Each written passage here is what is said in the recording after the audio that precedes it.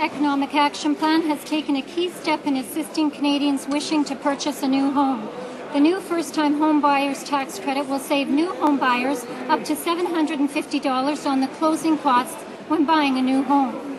This plan will now allow first-time home buyers to withdraw $25,000 from their retirement savings, $50,000 for couples, to purchase or construct a new home. Bonnie Begerich of the Calgary Real Estate Board and Ellen Baba of the Medicine Hat Real Estate Board have praised the credit for encouraging new home buyers to enter the market. The Canadian Real Estate Association and the Association of Regina Realtors are supporting this plan. This new program will help hard-working Canadian families. While the Liberal leader is planning to raise the GST and impose a job-killing carbon tax, Canada's Economic Action Plan is helping Canadians with one of life's most significant purchases.